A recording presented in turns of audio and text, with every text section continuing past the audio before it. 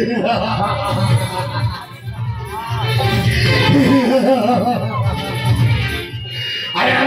आज्ञा तू काय शिकवलं आज्ञा आज कसं खोटं व्हायचं भगवान आज्ञा काय जय काय जय कहा पुणे करते प्रार साइडन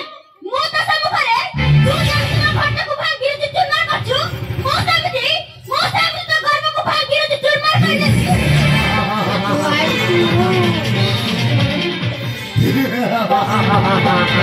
अरे लड़ा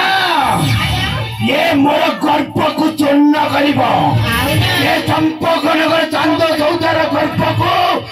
चूर्ण करिबो लाजे लड़ा ताई को लड़ा आज जगत ने लजते मन जाय जाय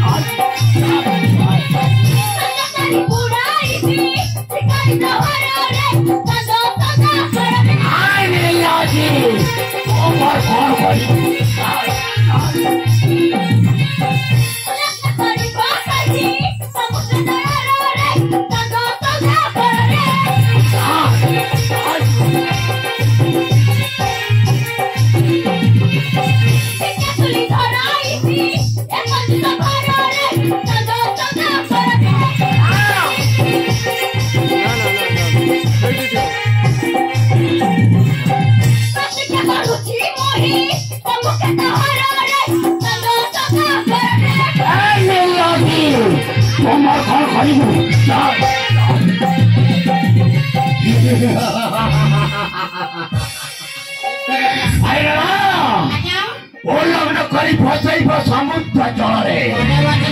भिक्षा चुली धरई पंच समारे तारे देश नाइन लाजी तार हेलनी पूछा कर